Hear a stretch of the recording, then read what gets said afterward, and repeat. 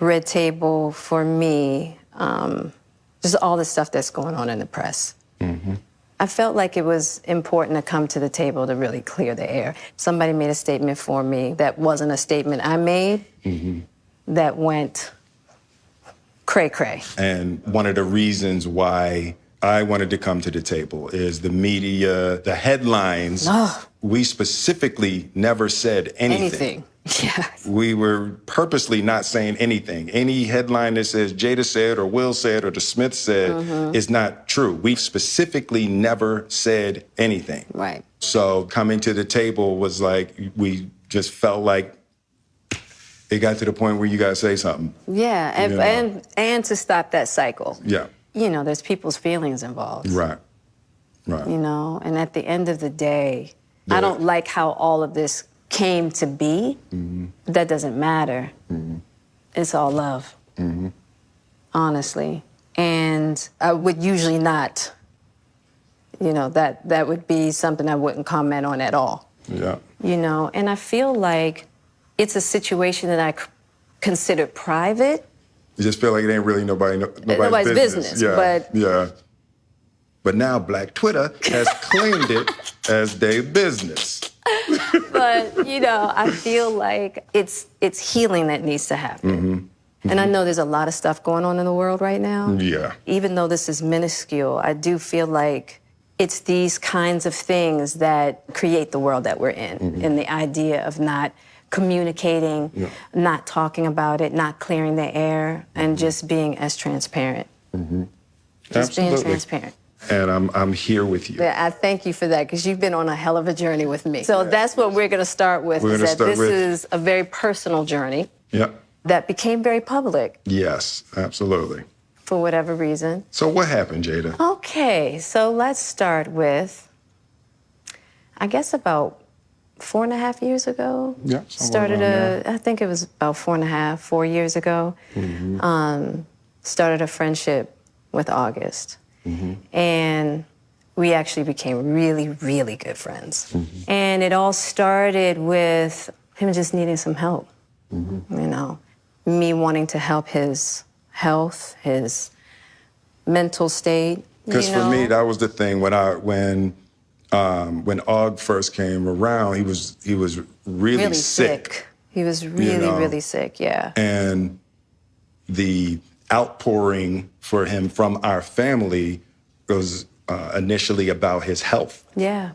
And I mean, we found all those different resources, you know, to help pull him through. And from there, you know, you and I were going through a very difficult time. Yeah. And we decided... I was done with your ass. Yeah, you kicked me to the curb. I was done with you. Yeah. Marriages have that, though. Yeah, Marriages have that. Yeah, we basically, we broke up. We decided that we were going to separate for a period of time, and you go figure out how to make yourself happy, and I'll figure out how to make myself happy. Well, at that particular point in time, it was indefinite. Yeah, I really felt like we could be over.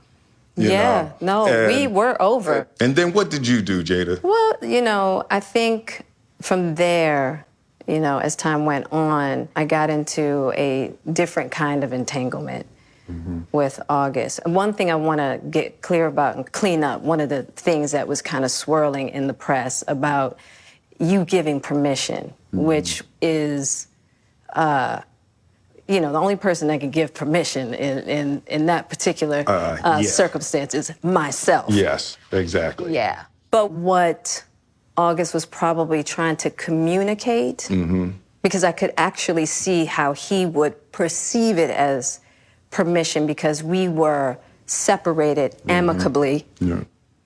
And I think he also wanted to make it clear that he's not a homewrecker, which he's not. I think, so, I mean, because this is your red table and you like brought yourself to the red table.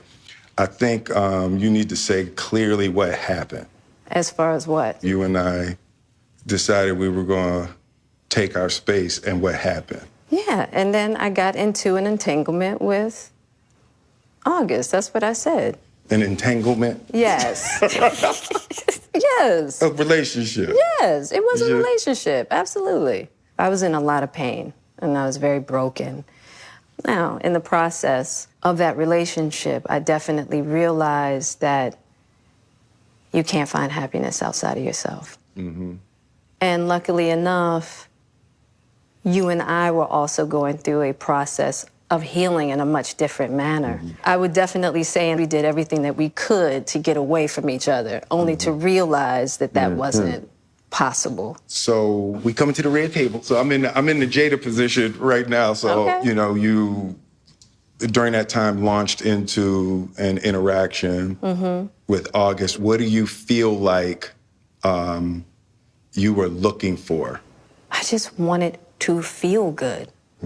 It had been so long since I felt good. Right. And it was really a joy to just help heal somebody. Yeah. I think that has a lot to do with my codependency, which is another thing that I had to learn to break in this cycle. Just that idea of needing to fix and being drawn to people that need help, whether it's your health or whether it's your addictions. There's something about that childhood trauma that feels as though it can be fixed through fixing people versus fixing me. Yeah. And I think that that whole process with Og really showed me that and taught me that. And I'm really grateful for that lesson. I feel like that husband, like I'm with you at the press conference. I'm that husband. Now I got to be with you at the press conference while you like tell the world about your transgressions. Well, Like I love my baby. I'm gonna stand by my baby no matter what. well, you know, I definitely understand why it would look that way or feel that way, but I actually don't look at it as a transgression at all. Through that particular journey, I learned so much about myself and was able to really confront a lot of emotional immaturity, emotional insecurity, and I was really able to do some really deep healing. You know, and as I came through and started to realize certain things about you and I, he decided to break all communication with me, Right. which was totally understandable. Right. And I let that be and hadn't talked to him since. Right. So it is a little weird that all this stuff is coming out now, since this was Yeah, because for me this several- was years ago, right? You know, so the fact that it's coming up now, and I think it could feel weird for people that we're laughing and talking about it, but It happened it's, so long ago. you know, and our experiences of working through it, fighting through it, talking through it, and therapizing Right. through it. I think that the why now is weird. Yeah. When I say it's been a huge healing on my life and just what I had to confront and discover, Yeah. you know, about myself, Yeah. the ugly truths and the beauty. So it was something that I felt like wasn't really ready to be discussed because it hadn't been that healing, because he hasn't wanted to, you know, Og and I haven't talked in so long. You know what I mean? So I don't know. This all seemed very strange, Yeah. you know. But I'm grateful for the journey that you and I have had together. Yeah. Because I feel like there are a lot of couples that go through those periods. Yeah. And a lot of couples that have to separate and think Yeah. it's over. And, Yeah. you know, the one thing I'll say about you and I is that there's never been secrets. Right. We came together young, and we were both broken in our own ways, and to be able to make mistakes without the fear of losing your family is so critical. Yeah. It's the idea of any relationship and trying to get to deeper understanding of love is going to be forged in fire. Yeah.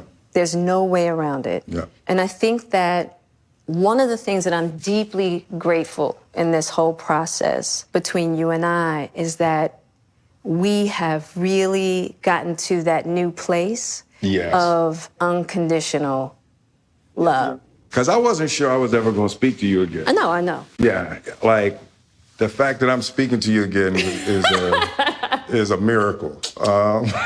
I would agree. I would agree. No, but it ain't for the weak at heart. There's just certain things that you have to go through, and it's like... And I wish, I wish that wasn't the case. I do. I wish that wasn't the case. I sure wish it could be all magic and miracles. Yeah. You got to go through some to get the answers. And I'm just happy because I definitely believe that you and we never, ever, ever thought that we would make it back. Yeah, there's a real power in just knowing somebody's riding with you no matter what. Yeah. And you really can't know that until you go through some stuff, I don't want to go through this no more. Yeah, no, I don't either. Yeah. I'm going to get you back first, and then... You're going to get me back. I think you got me back. I think we're good on that, okay? Okay, that's probably true. But, and I don't think it's about getting anybody back. No, for me it is. Okay. I'll give you that petty if that's what you want. But, I will definitely say it's just part of it. Yeah. If you expect to be with somebody for a lifetime. 25 years and counting. We ride together. We die together. Bad marriage for life.